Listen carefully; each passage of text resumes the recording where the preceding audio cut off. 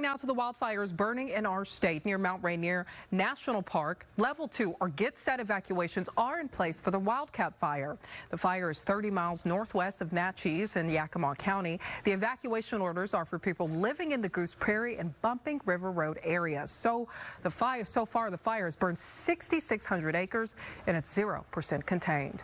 Meanwhile, Mason County, the Bear Gulch fire has now scorched over 10,000 acres and is burning near Lake Cushman. Crews say yesterday the fire grew slightly and overall containment dropped to 9%. The north half of Lake Cushman remains closed as fire crews work. Officials do not expect the wildfire to be completely extinguished until October.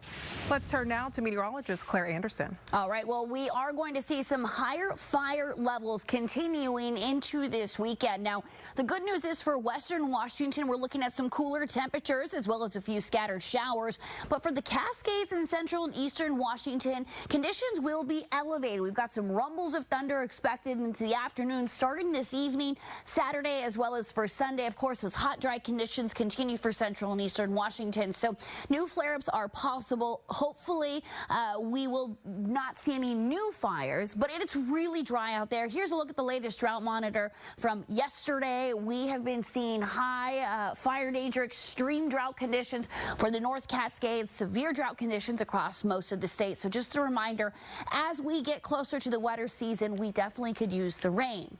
Now, looking outside today, it is hazy and smoky, and I feel like it's been getting worse here within the last hour or so. This is a live look over Capitol Hill. Usually it's blue and beautiful. That's what we should be seeing today, but it's really smoky. So here's a look at the latest air quality map. Of course, we have very unhealthy conditions out towards the Bear Gulch fire. The closer you get to Lake Cushman, we're starting to see unhealthy for sensitive groups popping up around the Bremerton area, and of course that's what we're looking at. We're looking at that Capitol Hill camera, that haziness. We're moderate air quality across the I-5 corridor down through the South Sound as well, and then once you get towards the Cascades, you're seeing very unhealthy down towards the Bear Gulch fire, and of course worse conditions heading eastward where it's unhealthy for sensitive groups.